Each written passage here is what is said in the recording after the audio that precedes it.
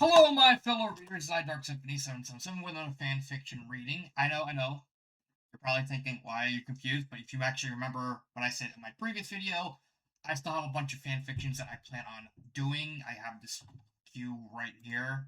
Once I finish this and a couple other stories, then I will be able. Then I'll be taking my break. But until then, you're still gonna get a couple fan fictions.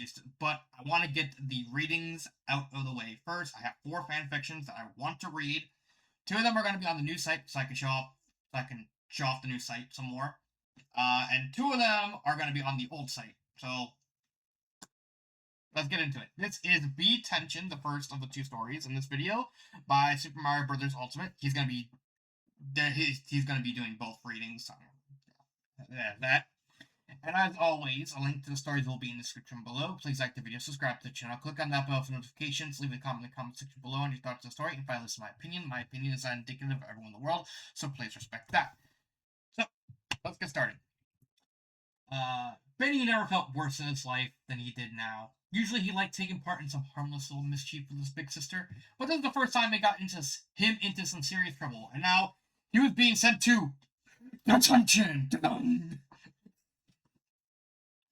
I always love the whole kid get taken to detention. It's like they treat it as like a big deal. It's like, no, you just sit in a chair, do nothing for like an hour, get lit. Benny heard horror stories about this place. It was supposed to be taken lightly. Sitting in a dimly lit, gritty room with a teacher staring you down, prepared to give you a miserable time, sitting next to scary bullies, being forced to write words on the chalkboard until your arms get tired. What is this, Benny or Bart Simpson? And the smell of rotting, chewed gum under the tables. The little drone felt sick to his stomach as he kept walking through the hallway to his room. The only somewhat good thing about this was that Belle was going to be there with him, but he didn't want her subject to this either. You good little man? His sister asked as they were getting closer to the detention room. Belle, Benny's vision became misty. What's going to happen to us in there? I'm scared. Belle patted his shoulder. Hey, it's all right, bro. The first time I went to detention, I was scared too. But really, there's nothing to be afraid of. Detention isn't all doom and gloom like those cartoons will try to make you think. All that happens is you sit in a regular old classroom for like an hour or so doing. She paused for dramatic effect like she tends to do. Absolutely nothing. Benny blinked. Nothing? Zilch. Benny's eyes watered a bit before asking again. Not even homework? No homework, Belle exclaimed. See? That can't be so bad now, can it? I guess not. Benny paused. It does sound boring. It's only boring. Make it boring. Think. What's the one thing that no one, not even the teacher, can stop you from doing? Benny thought for a minute, and then finally answered. Breathing? I mean, yes, but no. I'm talking about using your Belle spread out her top arms in a rainbow arc. And oh my god, this is a fucking. Is this a SpongeBob reference? Imagination.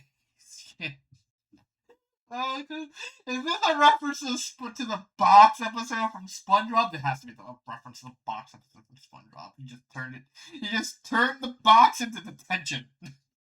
Oh my. Okay. Just think about it. The teachers don't know what's going on in your head, so they can't stop you from daydreaming about anything you want. So just go wild, live out your biggest fantasies, explore the world, kick button before you know it, detention will be over. But he got more optimistic with that in mind. He still didn't want to be in detention, but if he had to use imagination. Oh my god, I'm doing the stupid hand motions too. I have to do it because come on, it's SpongeBob. It's a SpongeBob reference. I have to. To make it somewhat bearable, he was gonna make the best darn imagination ever. I already got the perfect idea. Ooh. Let me hear it. Belle shook her fist. I'm gonna think about my dream video game. Belle, the Thrasher. Benny briefly imitated Belle's moves. It'll be a side-scrolling platformer beat 'em up where you, Belle, travel through the insect kingdom, learning all sorts of karate skills throughout the adventure and beating up all the bad guys found throughout. Is this Belle the Thrasher or I'm sorry, I'm taking the piss. I couldn't resist. Beating up all the bad guys found throughout. I even have a co-op mode where I control a drone and shoot up anyone that tries to strike from behind. The game will be released and reviewers will get perfect views off the chops. It'd be glorious. Bill had the whitest grin imaginable. That is epic. That's like Game of the Year material. Hey, Game of the Century. I don't know. I don't know about that, but not when this game exists. No, it can't be Game of the Century when this game exists. Let's just say ask me, Benny. Let's just say it's way longer than a year. Bill, you've got more giddy. Oh, wait. I want that game to exist. I want to play it now. Do it now. But you're in Lexic. When I grow up, I'm going to become a game developer, and I'm going to make that game real. I'll even hire you as a playtester. Oh, heck yeah. You got my full support, bro. Not just because the game is starring me. Bill patted her brother's back. I mean, if we're being realistic, if the guy made the game deliberately based around his sister, I'm pretty sure people are going to trash it for being nepotistic. I'm saying. A third voice chimed in. We're headed to detention. Not an after-school sport. Calm down. Benny turned to see Brooke walking up to them both. Oh, hi, Brooke. Oh, that's Brooke. Oops. The voice. I didn't realize that was Brooke. Are you just walking by into a club or something? Actually, I'm going to detention too. The genius took out her own detention slip with flabbergasted Benny. You? Brooke, since when have you done something that get into trouble? You're the best you're the best behaved bee I know. Like, wow. Belle snickered. Oh, this ain't Brooke's first time. Whenever she goes to detention, it's always for the same reason.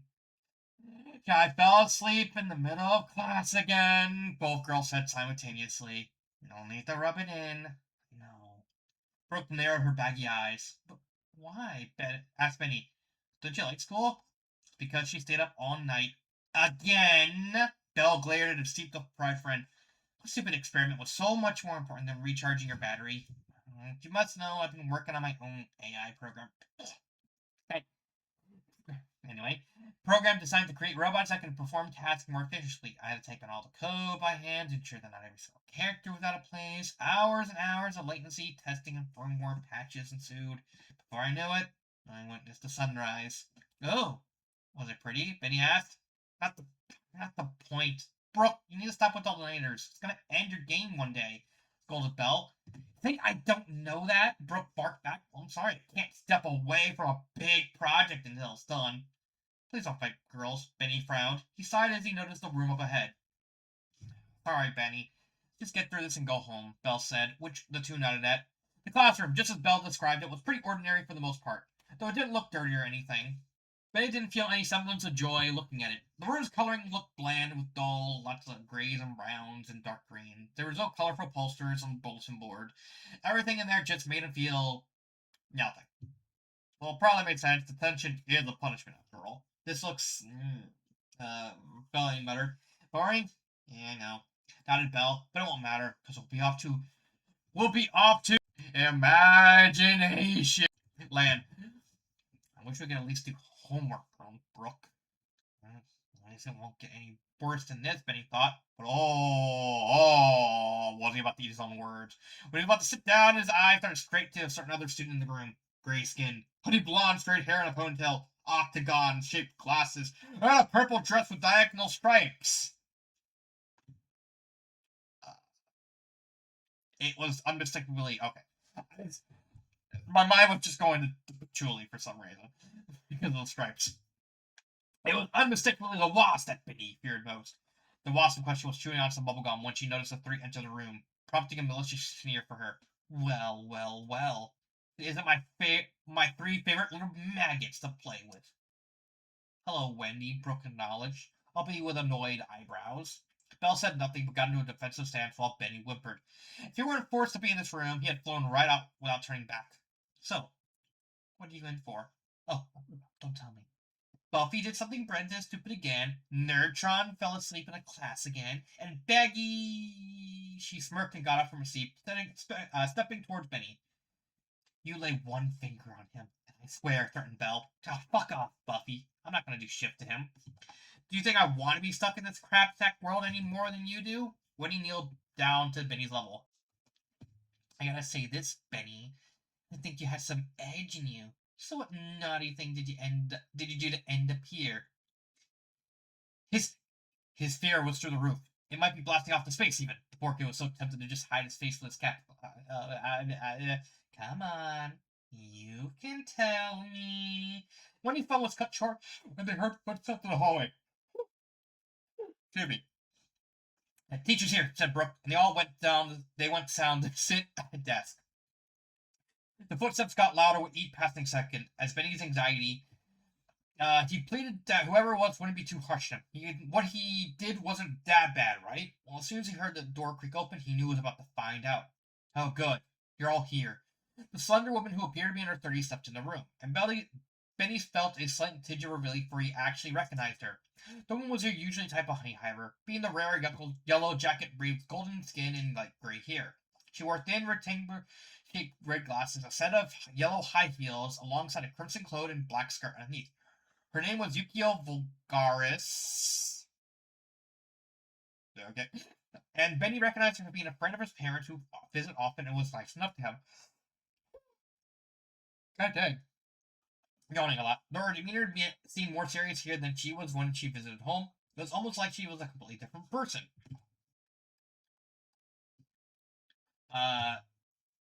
Excuse me? Sorry to interrupt. Oh, wait, this is an actual explanation? Okay. Okay. Okay, so let's just continue because I got caught so off guard by that.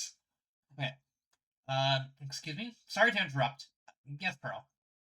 Brooke, I thought you said you were only 3 honey tiger types. You never said anything about a yellow jacket. I thought that was just the name of Brittany's old hometown. Yeah. When I told you about that, I was referring to the 3 main groups of honey hires.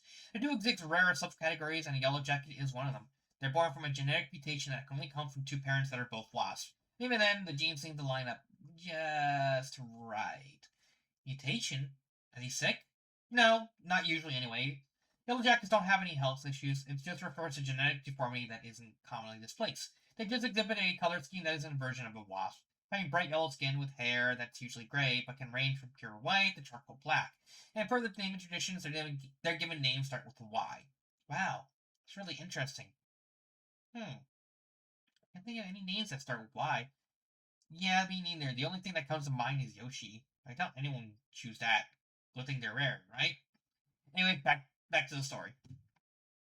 Yo, Miss Vulgaris, what's shaking? Greeted Belle. A bit odd to Betty that she'd be so chipper towards the detention teacher, but they didn't know her personally, so perhaps it had to do with it.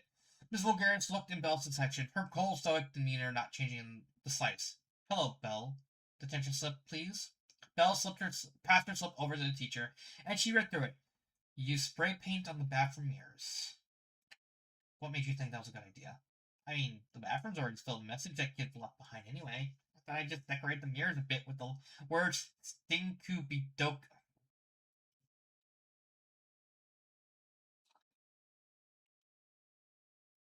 I'm just I'm just more confused by the fact that the author decided to use Stinkubidoken out of all the other things. Like, not even like Wendy's a butt or it's something childish, just Stinkubidoken. Okay.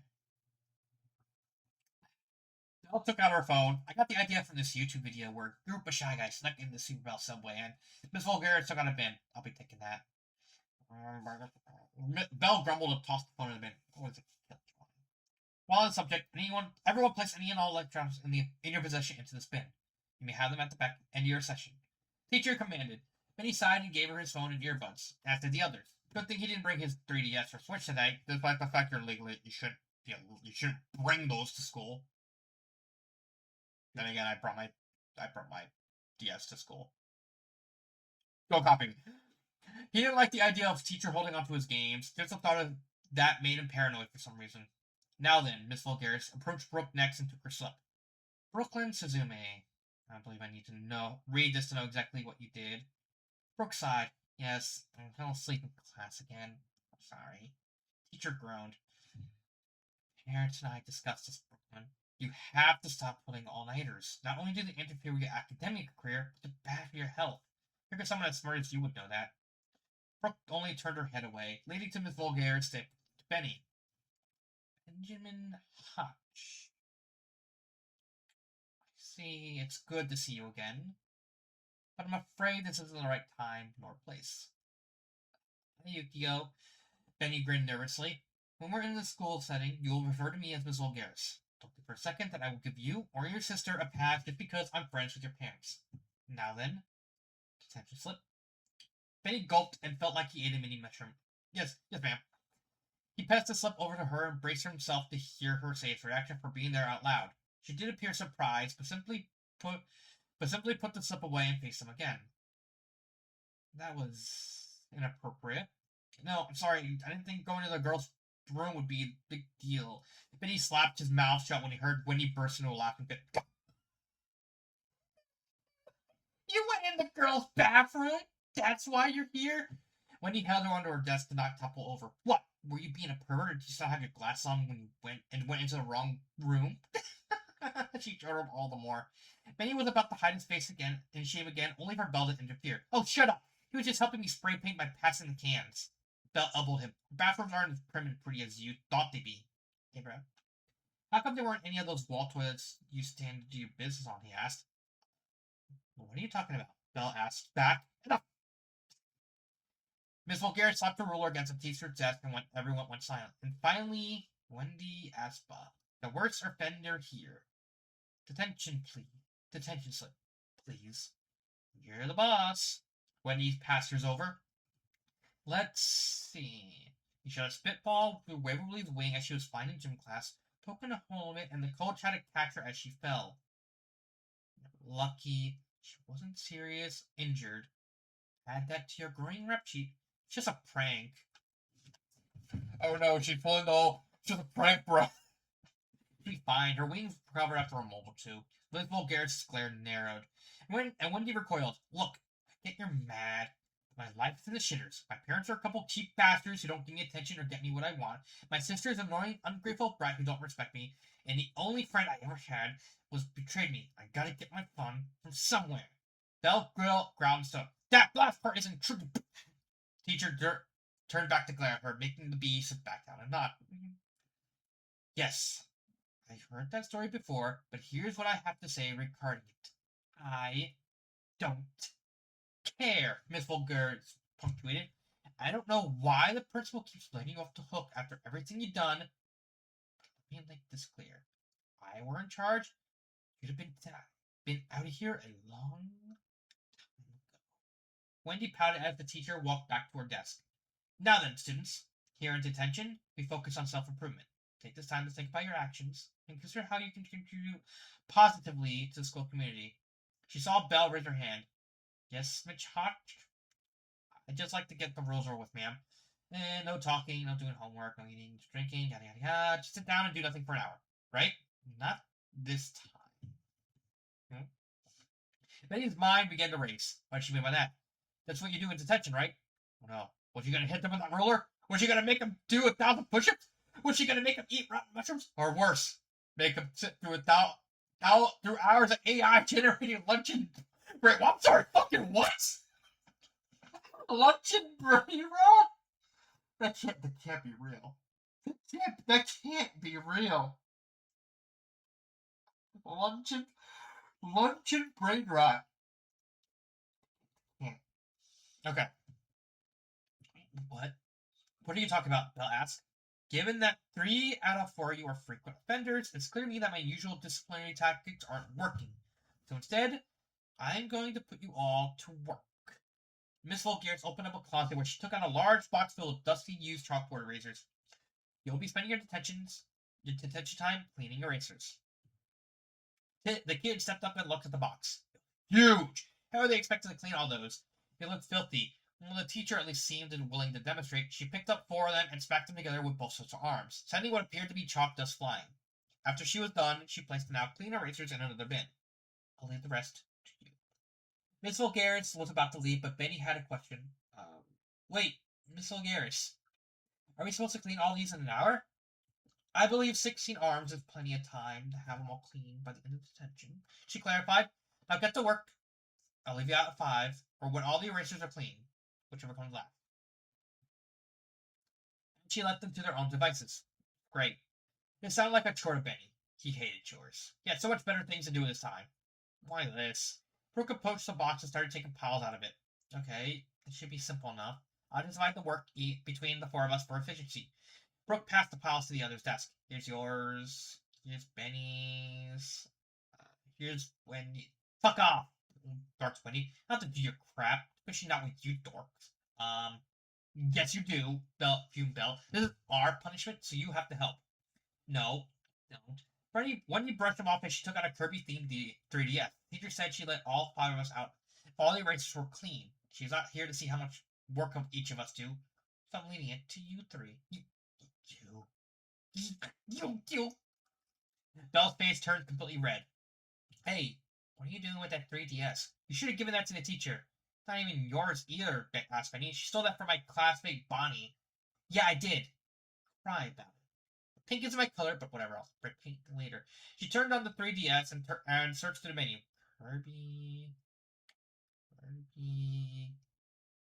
Kirby. What the? Everything in this is Kirby. She took out a case. She took out the case this came with. It was filled with nothing but Kirby games. Kirby? Oh my god! Keep playing nothing else. I mean, there's more. There's more to life than just Kirby. I'm just saying. I get having a hyperfixation, but come on, that's just too narrow. I mean, there's tons to get for the 3DS and the DS for that matter. Just play, I don't know. I mean, Order of Ecclesia, the second best Castlevania game ever. Just saying. No, you won't. You'll help us clean the eraser like you're supposed to, Bell demanded. Guys, let her go. There's only wasting time. We can get these done with or without her, said Brooke as she started pounding a set. You heard her, Buffy. Wendy blew a raspberry at her. Get to work, slaves, and you better have it all done by 5. You'll be in for another month of all Wengies. Wengies. I don't know if that's supposed to be a pun on whinging or wedgies. That's honestly pretty clever. Betty did not want to find out what that meant. Apparently he did. No idea. And got to work immediately. Some dust got in his glasses and he ended up coughing it out. This was going to be a long detention. After some time, the three were about halfway through the erasers. Brooke managed to find safety goggles normally used for science. This made it easy for them to pound the erasers without getting dust in their eyes. But even tried to make this fun by saying they should pretend they were wrestlers pounding the fists together before a fight. It certainly helped. Benny was feeling tougher already. I mean, if you're gonna be a wrestler, you should also use the microphones as microphones and do like promos on each other. It's like, yeah, Benny, yeah, what? I'm gonna make you say your prayers, eat your vitamins. Yeah, brother. Yeah. I don't know why that's what the Hulk Hogan of all people. Probably because he's like the easiest. I don't know. Then again, a promo could be like The Rock. Right? And it certainly helped. Benny was feeling tougher already. Yeah, take that back, pound! Saying Benny. We're gonna pound on the dust, saying Belle. Brooke smiled as she finished another set. Great work, guys. Despite one of us refusing to pull their weight, we're still on track to have this all finished by 5. And good thing, too. Maybe at work at 6. Work? Brooke, you have a job? Worry, Benny? Oh, yeah. I forgot to tell you. I started working part-time as a paid tutor for middle and high school students. Much more stimulating on the brain, and it pays miraculously. I tackle subjects that most minds in the school cannot comprehend quite. Shrieked Wendy at the top of her lungs. No one calls her a nerd except me. Nerd! But nerd! I'm having too much fun with this. Shrieked Wendy at the top of her lungs. No one calls a nerd except for me. Belle looked so ready to punch this jerk, and as much as she would deserve it, Benny felt nervous about it escalating like this. Good thing Brooke was here. Belle, just ignore her. Just like on the internet. Trolls. And plus, her YouTube channel's still gone. We still have ours. Belle lowered her fist and instead passively aggressive pointed at her own eyes, then at Wendy's. The bully looked mildly amused as she darkly chuckled. Then resumed her game. The kids were almost done. It was long and annoying, but Benny was super ecstatic to almost be finished. Just a few more sets. Yes. Finally, I beat that stupid True Arena. That boss was so annoying. Wendy put down her stolen 3DS. A little drone peeked at the screen. She had just beaten the final boss, Star Dream Soul OS said in quotations because Benny knew that wasn't truly the end. He saw how it went on a Let's Play. The heart throbbed for a bit and then sends out 3 integral shockwaves as the last resort, with the last one having to be jumped over. Only after surviving those would the player truly win. Benny was about to warn her, only for Belle to cover his mouth. Supper. Benny silently agreed as the 3 shockwaves were sent out, with the third out knocking Kirby right out. When Wendy finished celebrating, her mood drastically shifted. What? KO'd? What the fuck? I beat them! I beat them! Don't celebrate too soon. Belle taunted in blue red rage. Wendy let out a shriek so loud, and if any louder, it would probably crack the windows. And Belle thankfully there to cover his ears as well as her own. The bully then pried the 3DS in half. Fuck this bullshit! Benny gasped as he was watching a gory scene from a horror movie. Poor 3DS. His eyes water, his both cracked screens fell to the floor. No console deserved this. Not now. Not ever. Are you serious? That wasn't even yours, Belle called out. Oh, grow up. I can steal another. Wendy sat down in her seat and held out a hand to her heart with heavy breaths. Just finish the damn erasers already. It's all you're good for anyway. Benny was just going to do what she said and finish them. Why couldn't 5 o'clock get here sooner? He wanted to get out there already, but Belle had other plans. Oh, good for. Belle slowly marched to the desk when he was in. It looked like she was about to do something not so pretty. Brooke came up behind him and covered his ears. Belle, don't. Despite cover up his ears, though, Benny could still hear the conversation perfectly fine. Belle slammed her bottom 2 fists on the desk and laid her 2 beside her rival, leaning her body as if to dominate her. That is not true. That was never true. You know it. I was the best player on a strike team. We never lost a single game. I carried us to victory, and the whole team loved me for it. The power pollinators, when you recall, we disbanded 2 years ago. Still haven't gotten over it.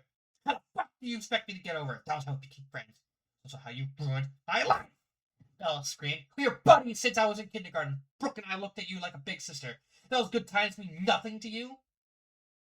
Wendy's face darkened. She turned her head away for a good half-minute. Benny even looked up at Brooke, who had tears in her eyes. Wendy had turned back with an angry expression. Yeah, those were good times. But then you both became a couple of show-offs. Me, I'm Brooke. I'm a nerd who knows everything. Next to me, you're a bunch of dum-dums. Look at me. Oh, look at me. I'm Belle. I'm so awesome and badass, and everyone loves me. Just like the rest of us felt next to you. Us? No. There is no us. Only you. Everyone else on our team would celebrate whenever I helped them win a game. They tossed me in the air for crying out loud. Belle pointed a finger. Honestly, you're not helping our case in that. You were the one who was jealous, standing to the side and just watching me menacingly. Like I ignored your feelings. I tried to help you like a good friend would, offering you advice, assuring you that I wasn't trying to take all the credit, and even listening to the problems you had going on in your family. What'd you do in turn? You spread gossip about me? I mean, everyone viewed me as some kind of freak and got me kicked off the team. Only a week I went from the popular kid to a total outcast. Now Benny and Brooke all have left, and it's all your fault. Somewhere, Brittany. Brittany's probably sneezing, like wondering where the sneezing coming from. It's like I have a feeling someone's talking about me. And then pulling out, then munching on a mushroom casually. Benny could not believe what he was hearing. Wendy actually did that? Who's she? Well, yeah, I exposed you for the self-obsessed brute you really are. Everyone rightly hates you for it. So what? Wendy said with a shrug. You only have yourself to blame for dragging Benny and Brooke down with you. Instinctively, Brooke ran out from behind Benny and grabbed Belle by the waist. His big sister started roaring like she was some female Bowser, and her fists were flailing around in the air, swarming destruction. Wendy could only smirk as Belle raged in front of her. I hate you! I hate you! I want you to choke on 1,000 poison mushrooms and have a spiny shoved up your ass! Wendy was also really angry to hear this, but he had an idea. While Wendy was distracted with her satisfaction, Benny flew up to the ceiling and then down behind her, and carefully he sacked her dress away. Baggy, classy, too little. Benny clapped pairs of erasers in front of her face. My eyes! It's fucking chalk on my eyes! Ah, what the fuck is wrong with you? Don't mess with my sisters. Benny threw an eraser at her. Ever. Wendy backed into a bookshelf, and a couple books fell on her head, knocking her out cold. Woohoo! The Hatch siblings collectively cheered. Belle embraced Benny in a tight hug. That my bro. You show her what for. Guys, we could get into even more trouble with this, panicked Brooke, but the other two dismissed her. Relax, drama queen. It's easy fixed.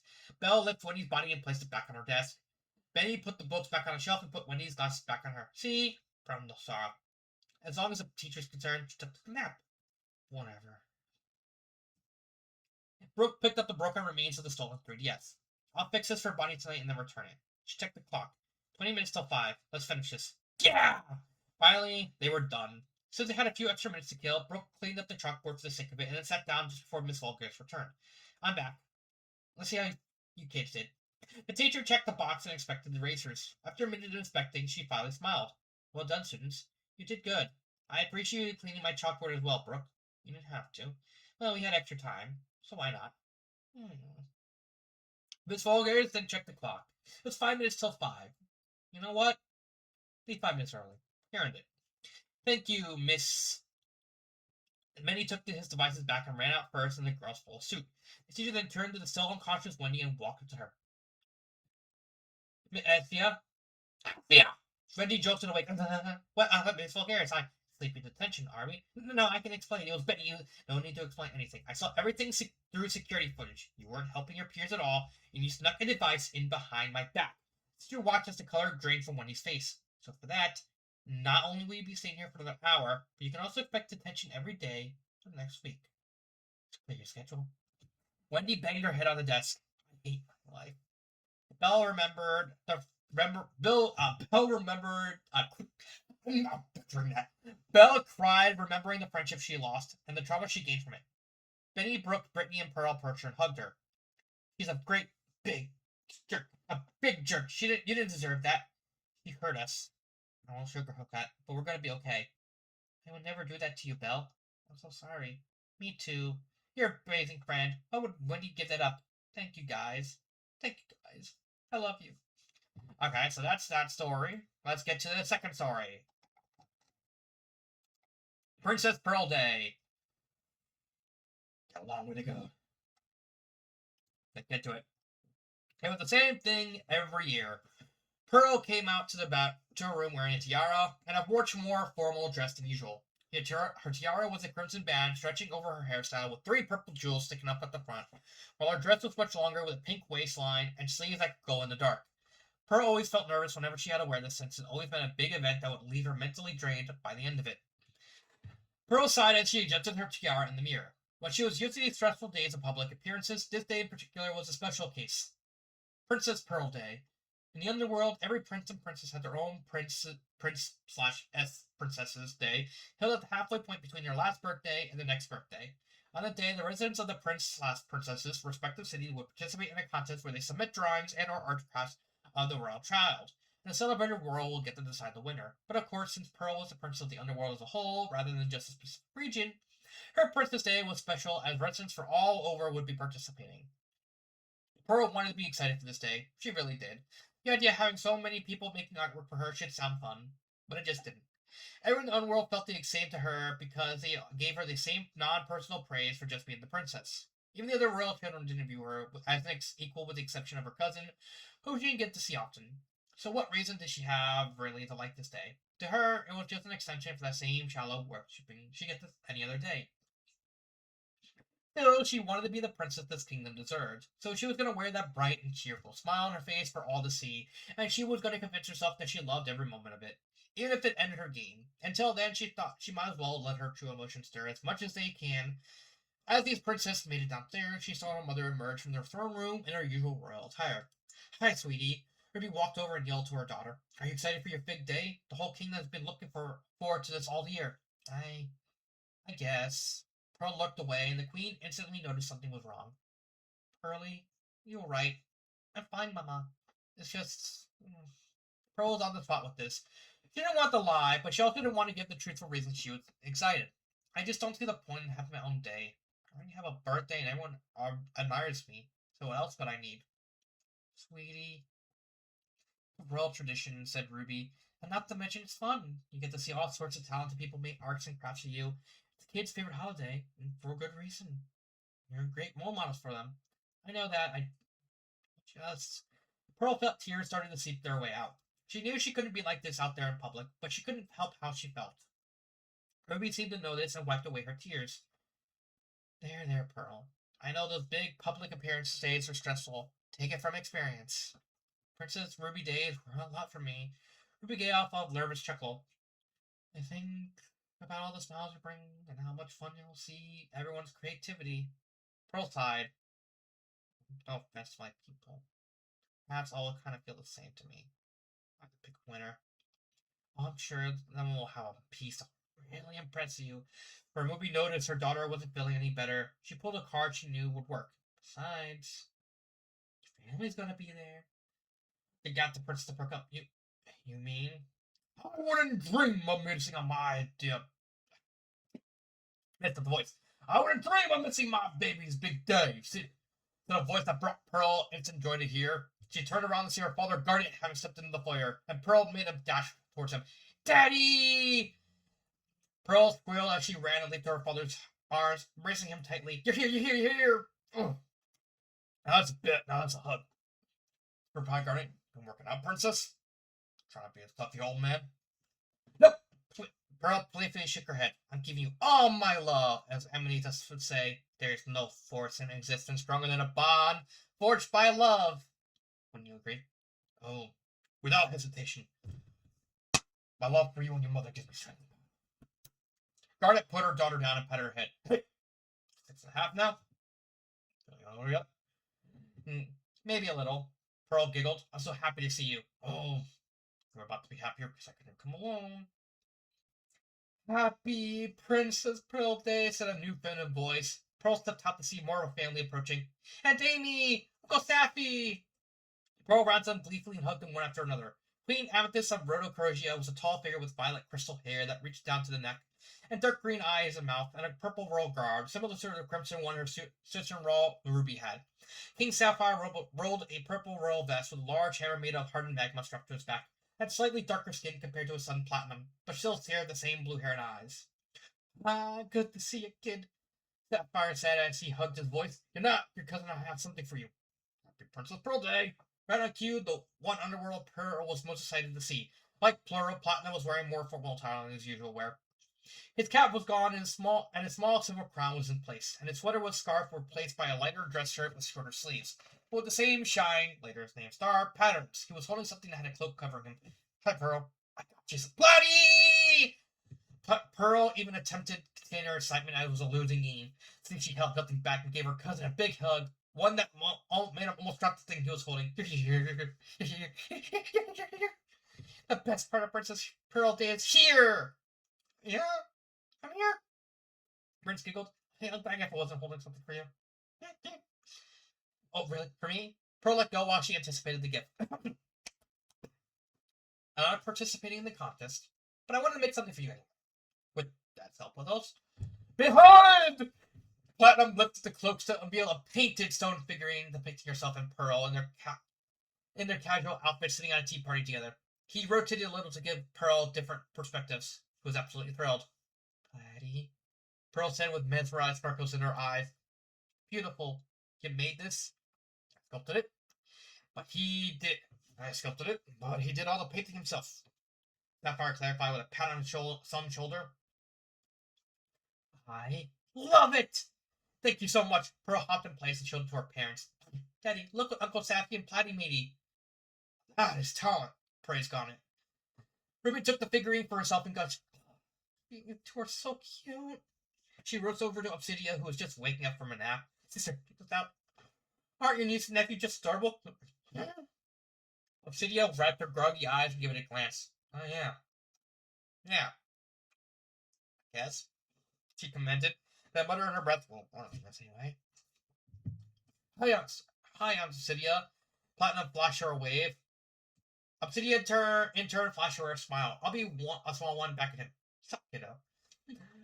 Ruby returned the figurine to Pearl, and the princess shed a little tear of joy as she held it. I know the day has just started, but this is my favorite art I've ever seen. Nothing at the show will come close. Platinum looked mildly surprised at the notion. Really? Sure. We're going to see a lot of talented artists out there. Well, yeah, we will. Pearl shrugged. But no matter how talented they are, they can never make a work of art with nearly as much love as yours, Platy. Platinum blushed a little and rubbed the back of his chin. Ah, you really are one of a kind, Cousin Pearl. Best Princess Pearl day ever! Prince Cheer Pearl. Amethyst giggled and kneeled down to deliver some exciting news. Well, about to get even better, because Platy here is going to be joining you as a judge for the contest. Pearl gasped and she shook her fisted hands. Really? Mom and Dad talked me into it, said Platinum. It sounds like it could be fun.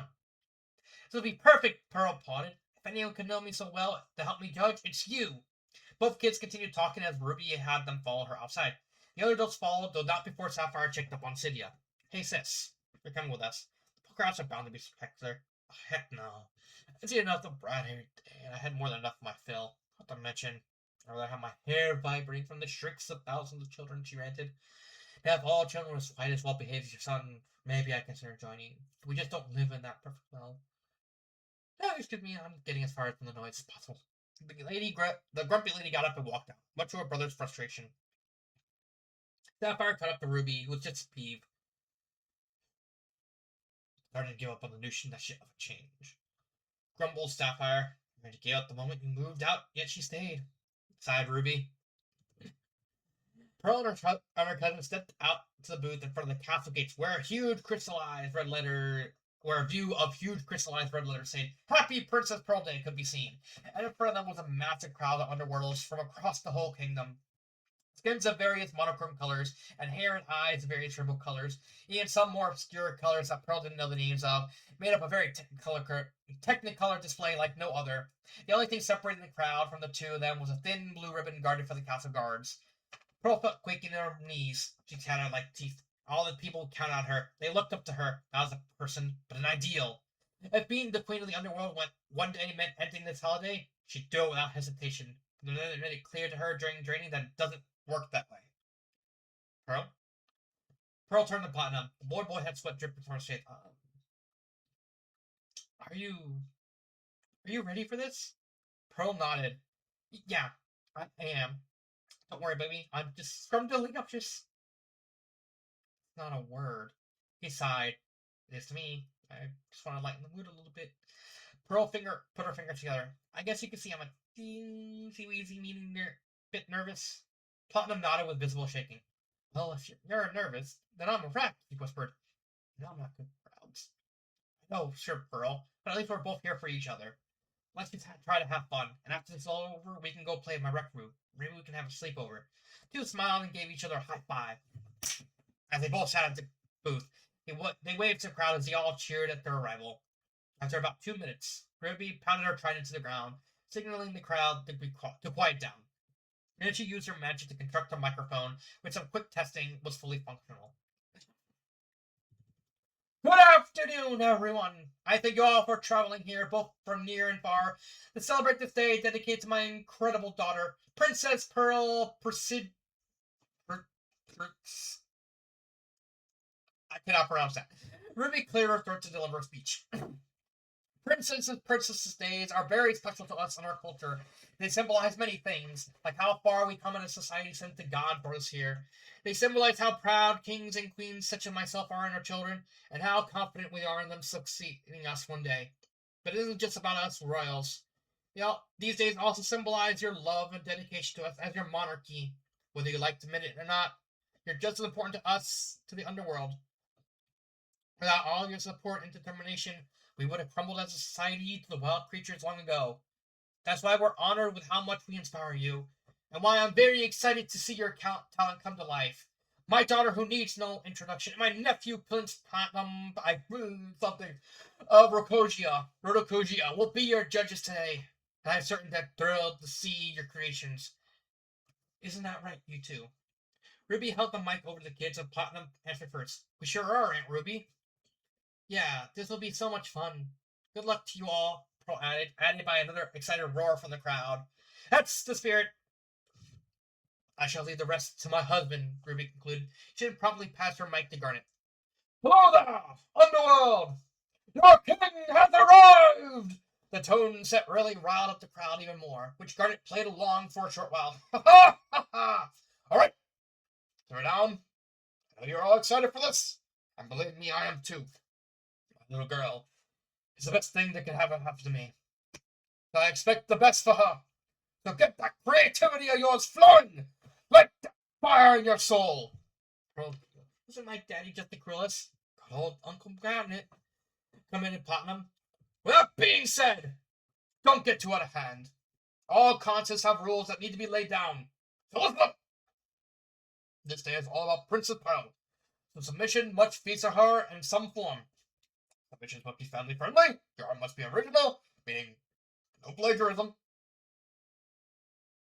Watching you. Your art must not be used to evoke propaganda or hate speeches. And more importantly, your art will be examined by God before given approval to be submitted to my daughter and nephew. Fail to abide by our rules will result in immediate disqualification. Pearl, would you like to do the honors? Pearl nodded and took the mic. Took a deep breath and spoke. Hello, everyone. Thank you all so much for coming in. Pearl felt tears coming out as she tried to hold them back. Very honored to see you all making arts and crafts for me. I'm excited to see what you can do. That said, there can only be one winner, and the winner will get to have a tea party with me and Prince Platty and earn themselves and their family at 5-day vacation at Hotel Platinum Beefly took like Hotel Domingo Kana. Yeah, that's a place in Corolla. Thank you. You're welcome. Where you get to stay in a luxurious 5 Mystic Stone hotel room, kick back in one of over 20 magma tubs imported from Boscora, and a full-size water park for the agents. Wait, what? Hold the phone. Pearl, your people dip themselves in magma? Yeah. Do they have a death switch or something? What are you talking about? To more commonly explain it, magma, which refers to lava, once it erupts to the surface, is generally dangerous to most living things. It ended people's games. This one time Bowser fell in a pit of magical lava with melted his skin off, and he came back as a mutated skeleton. They call him the Lord of Bones, the Skull King, Dry Bowser. This honestly has nothing to do with the story, but I thought it just clarified that Dry Bowser is actually considered a completely separate character from Bowser. He's not actually Bowser. He just, I don't know why they did that.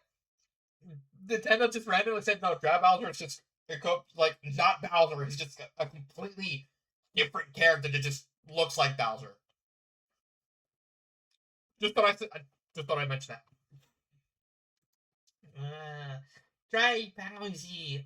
I see. Well, us underwaters, it doesn't matter. Sitting off, our skin becomes craggy and charred. But it doesn't last too long. As long as we put on magma screen, which is like sunscreen in your world, we'll be fine. You can drink magma sometimes. You commonly find it in the scene of Boscoria. Wouldn't it just make more sense if they're just immune to magma instead of getting like all craggy? I mean, I get the craggy thing because magma cracks over when it interacts with like water or rock. I can understand that, but like, do you really need the magma screen? It could be like a lore thing that I don't know about. I'll continue. Ew. Can I get into some magma? I want to be dry and squishy. No! That would never work. You don't even have bones. You say she doesn't have bones, right, Book? Correct. But even if she did, the answer is still no. We want you to live. Aww. Can I get back to the story? Yeah. So. The crowd cheered once more, and Pearl concluded, "Let the competition begin!" The showcase was long. So long, in fact, that Pearl couldn't remember most of the projects that she saw. Most of them were either simplistic stick figures, drawings of pearls, or small sculptures constructed with rod magic that were imperfect or some way or another. But there were occasional stand-ups like clay constructs, building blocks, or paintings with raw effort. It was getting so hard for Pearl to just choose one winner. A white-haired teenage boy with green eyes and mouth, and medium gray skin, and a black shirt with overalls presented his project, a wooden doll built to look like Pearl connected by strings. My name is Charcoal, and I got a treat for you. Check it out, princess. I built a wooden marionette in your likeness. Make her walk. He pulled the strings and walked across the booth. Talk. He put a hand to the mouthpiece and put a high-pitched voice and put on a high-pitched lips. I'm butchering that. Put on a high-pitched voice while lip singing. Hello there. I'm Princess Pearl. I'm Princess Pearl. Kids giggle before you finish and dance. You pull the strings and make the puppet do a ballet routine, which the kids applauded of. That's amazing, Charcoal. You put on a really good show with that, said Pearl. It's cute. Platinum gulped and averted his eyes. My mother taught me everything I know about marionettes. I do shows all the time back in my village. You're more welcome to see them sometime, Princess. You too, Prince. Thanks for sharing. Pearl waved as he walked away. What do you think, Platy? Don't tell anyone I said this, Pearl, but I don't like the puppets. Whether they be sock puppets or marionettes, I don't like them. I think they're creepy. Not even one that looks like you make me feel comfortable. Oh, I'm sorry, Platy. It's gone now, Pearl patted his shoulder. We'll be done with us all before you know it. Here's the next contestant. A teal-haired girl with large twin sharp pigtails, golden eyes and mouths, white skin, and a purple skirt stepped up next. She was noticeably hiding her right hand behind her back. Hi, I'm Malachite, and I kind of rushed this one at the last minute, but I hope you still like it, Princess. I made. Malachite revealed her hand. A sock puppet! The sock puppet was made using a gray sock with red stitching to make up the dress, a pink button to represent the gemstone, and a red stone to the eyes and hair. I'm Pearl, and I like warm hugs and smiles and making people happy. She mimicked. Meanwhile, Platy's probably just dealing with existential crisis of dealing with two puppets in a row. That's Pearl giggled. That sounded like me, all right. Great job, Malachite. Pearl's darted her eyes towards Platinum, who's visibly shivering. And Platinum likes it too, okay? Next! That's it, but I was just next! That Pearl insisted, and the girl left. Don't worry, Platy. Puppets won't hurt you. I won't let them, because I am tough and fierce like my daddy. Pearl grunted and flexed her arms like it was packing a muscle, even though there wasn't much to show. There was enough to make him smile again. Why do you have to be so funny, Pearl? Platinum said while holding back a laugh. It runs in the family. Someone's got to make you smile, she winked. A blue-haired boy whose hair spiked to the left and had charcoal black skin with a green sweater accepted with a rolled-up piece of paper. Yo, what's up? What's happening, Your Highness? I'm Onyx, and I made the coolest kid in the underground even cooler. Behind! Onyx rolled the paper to reveal a crown-drawn artwork depicting Pearl stomping on a Doomba and collecting a mystic stone. Underneath the logo saying Princess Pearl 64. Ta-da! Oh no, it's not Mario 64! Princess Pearl 64! Ta-da! That drawing was also really well done and not just a stick figure. Oh, you did great at this. I wish I was that brave facing a Doomba, applauded Pearl. There's a story behind this too, said Onyx. One day, the evil Duchess of what's that? Obsidia stole the castle's mystic stones and sealed Queen Ruby and all the castle's guards in the walls. Now, Princess Pearl must travel through the painted world throughout the castle to recover the stones and put a stop to her aunt's sinister plans. Well, when she picks her, then she talks to her, she goes, "So long! So long!" I know it's not supposed to say Gay Bowser in Mario 64, but like, how do you apply that to Obsidia? So long. So, Obsidian Lane? Oh no, you think of one. Think of one. I'm drawing a blank. That sounds awesome. Pearl jumped in place. The adventure sounds a lot of fun. Platy in the story. There's a reference to him in the fountain in the courtyard, but he doesn't appear in person, said Onyx. A few questions. Platinum rates. Yes, I know I did the accent. I think it's foreign in this case. First off, what does 64 mean? Is that how many mystic stones Pearls have to get? Or, no, 64 is just my favorite number, and I thought it sounded cool, shrugged the boy. If you want, I could change it to 65, 66, I was like, no, it's fine. It's fine. I was just asking, said Platinum. Second, why is Aunt Obsidia the fitting? She's not evil. Onyx scoffed. I mean, look at her. She's just dark and weird, pale with red eyes, look like she hates everything and everyone. She didn't cross the kingdom, feel her. She just screams, bad guy. Platinum scowled. You should judge a book by its cover. Well, I think it's wonderful, Onyx. Good job. Pearl gave a thumbs up as he left. Don't take it personally, Platy. The kids are just having fun. I mean, the boy's also right. Obsidia's just a jackass. I know, I don't know if I'm cut out for this, Pearl. You can pick a winner without me. I'm just wanting you back. No, Platy, stay. Just you being here is enough. With me is enough, Pearl begged. Is this a bad time? The two faced their next contestant. A girl around Platinum's age with slightly darker skin than Pearl. Her hair was a deep orange rolled into two buns, and it had yellow eyes and mouth. She wore an orange dress with a yellow smiley face and white frills at the bottom along with black shoes. She seemed more nervous compared to most guests. Not at all. Pearl put her smile back on. What's your name? I'm Amber. This is my first Princess Day, and, well, I hope this counts. Oh, Amber gulped as she took out her drawing. The artwork was subpar at best, with coloring done outside the lines and weirdly drawn arms. Yet it was still more effort than a typical figure drawing. The artwork seemed to be depicted Amber giving both Pearl and Platinum a hug with hearts drawn on them. Wow, it's... Platinum stuttered. Aw, Pearl gushed. Amber, this is so cute. I love it. Amber seemed to blush a bit. You really think so? It's not that great. It's perfect. You put all your heart into it, and I'm proud of you, Pearl insisted. What do you think, Platty? It's cute, said the prince, and thanks for including me. You didn't have to. Amber shyly smiled as she took it back. Thank you. Thank you both. You two are really amazing. As Amber walked away, an adult bearded man was about to walk up next with a life-size sculpture of Pearl, but a young girl about 10 years old walked up in front of him. Coming through. Make way, there's the winner. Hey! No cutting in line, little girl. I waited all day to get here, the man yelled. The girl responded not with words, but instead held up a money bag to the man's face, where he immediately took. I didn't leave first. Thank you. The older girl walked to the booth. Diamond Brilhan is. Brilhan is. I can't say something like Han without, like, doing Norse. So apologize. He's in the house. Diamond was about head taller than Pearl or Platinum, with a head of light blue, whitish crystal hair that reached down to her waist. Her eyes and mouth were a deep blue, veering on purple color, with one triangle eyelash on each eye, and her dress was about the same shade as gray as Pearl's.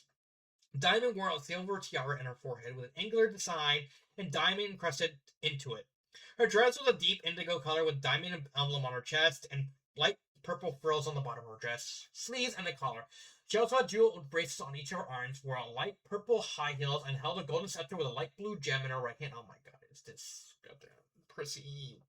Pearl immediately recognized the girl. Oh, hi, Diamond. It's been a while. You know her, Pearl? Pearl asked. Platinum asked. Of course, she's the daughter of the executives of the Underworld Royal Parliament. You know, the ones who helped my mom make the laws, she explained. Oh, yes. Oh, yes. My family has quite an abundant access to the kingdom. They keep all the ruffians in line when they get to be rich and fabulous. Diamond rubbed a hand in her hair. Again, I'm only doing the accent because she just sounds like the type of person who have an accent, who have like a Norse accent. Her hair as she looked at herself in the mirror. This kingdom would be nothing without us. I could say I'm pretty much the other princess of the underworld. Platinum didn't seem impressed. I know about the royal parliament. Dad told me about them, but I never heard of you specifically. Diamond guffawed. Oh, don't forget, your highness. Once I win this contest, everyone will be shouting my name, and you won't forget me anytime soon. Can you see what you made for me? I bet it'll be great, Pearl anticipated. How can I say no to that? Prepare to be dazzled. Diamond held out her artwork. It was a massive high-detail drawing of Diamond's face depicting her winking with glitter glue being used to bring out the shine in her hair and jewelry. Ooh, this is so pretty, Diamond. I love the glitter praised Pearl. Not to be rude, but this is Princess Pearl Day. Platinum criticized. You're supposed to draw Pearl, not yourself. For your information, I did draw the princess, so it qualifies. He's right over there. Diamond pointed to a small, quick scribble in the corner depicting Pearl. She appeared to be bowing. That's actually kind of funny. I don't know why I laughed at that. It's just like, oh yeah, she's just a little drawing to bow. Like, oh, Queen Diamond, no. Oh. Besides, this is technically my Princess Tay, too, she muttered. You did great on this, Diamond. Thanks for sharing, Pearl smiled. And I thank you in advance for declaring me the winner. I say now, in fact. Gotta admit mine is best. But you wait for the contest to be over like anyone else, bickered Platinum as he pointed back to the audience. Diamond huffed. Fine. I'll be worth it in the end anyway. She strutted back to the crowd. Finally, the submissions were closing, and Pearl and Platinum were about to choose a winner. Pearl could feel the weight slowly being lifted off her shoulders. Her mother constructed another microphone and began another speech. Thank you all very much for your submissions. Your talent and loyalty are what make each and every one of you matter to the Underworld's future. Now then, I'll let our princess and her cousin choose this year's winner. The crowd cheered as Pearl was passed the microphone. Thank you, one and all. You're all so talented. I love each and every one of your art pieces, so much so that it's really hard to me to choose just one winner. Pearl took a deep breath before continuing, but Platty and I discussed it, and I decided what our winner today is. Hey, say the winner is Diamond, said a woman in the crowd with a money bag. In fact, the whole group of audience members holding money man began chanting, Diamond, Diamond, Diamond, Diamond. Oh, that's so scummy. Diamond himself stood alongside him with a confident smirk. Pearl turned to Platinum, who was angrily shaking his head, saying, no. Please quiet down. They thankfully stopped. The winner of this year's Princess Platinum Day is. I just realized Princess Pearl Day. Pearl and Platinum announced together. Amber! The crowd cheered to both Diamond and Amber shock. Diamond seemed to be rubbing her hair to make sure she heard that correctly. Amber cried tears of joy as she walked up to the booth. You really mean it? We mean it, smiled Pearl. We both agreed to it that you hit a really special place in our heart when you drew that. It's because she drew Platinum. She drew both of them. I'm calling it because she drew both of them. And you can tell that she actually put her heart into it. Congratulations. I hope your family enjoyed the vacation, added Platinum. Amber was about to jump for joy, only for Diamond to sour the mood. What is the meaning of this? There's the accent. David stomped back up to the booth, a sign of blue fire in her eyes. Pearl recoiled. Diamond took a breath and recomposed herself. What I meant to say with this due respect is, Your Highness, please consider her quote unquote art is mediocre.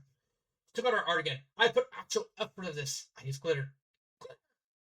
Sorry, Diamond, your art is great, but we judge based on our personal taste. Better next time, said Pearl. Diamond grumbled. I'm taking my money. Hey, where are you going? She noticed the people she bribed running away with the money. I only said you could keep it if I want. Get back here. Diamond heaved a sigh. That's like grammar error right there. I walked away to her chariot defeated. Take me home. I want to win this super competition anyway. She grumbled to herself as her chariot left with her. Meanwhile, Pearl and Platinum embraced Amber to hug, just like our drawing. See, they won because of the drawing. And that was Princess Pearl Day. Not my favorite holiday in the world. In the other world, but it'd be fun to be had. I had my cousin with me and made a new friend. The others applauded as she finished. I gotta say, Princess Pearl Day sounds like it totally rocks! Exclaimed Pearl. Get it? Rock. Yeah, we get it, Brooke chuckled. Sounds very inspiring. What happened to Amber, though? Asked Brittany. Pearl's smile faded from that question. I haven't seen her since. She was so much fun to hang out with at the tea party. She apparently had an extensive knowledge of her creatures in the underworld. She even knew the Viper Chomp's mating call, but she also mentioned how her parents were very strict and overprotective. So she didn't get to leave the house very often outside of going to school, and it clearly shows. I was hoping I finally made a true friend besides Platty. Before meeting you guys, of course. I hope she's happy wherever she is. Brittany hung her head low. I can relate to that. Benny ran in with a drawing a bell. Pearl gets her own day. I declare a new holiday of my own. Bell Day! The coolest kid on this planet deserves it. I could get behind that. Smell bell. Behind! That's squishy. Behind! Yeah, fuck it, I'm doing it anyway. Behind!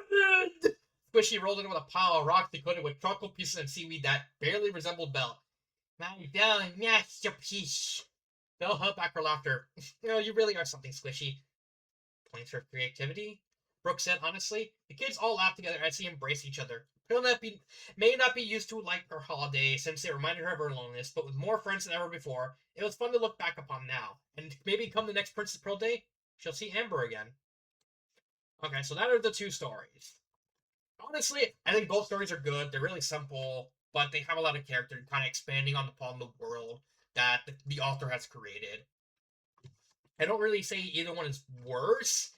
The only criticism, the only bit of advice I would say is just add a little bit at the beginning that kind of sets up how the events happen. Like a Princess Pearl Day, like, okay, it's very obvious because of this that Pearl's telling the story.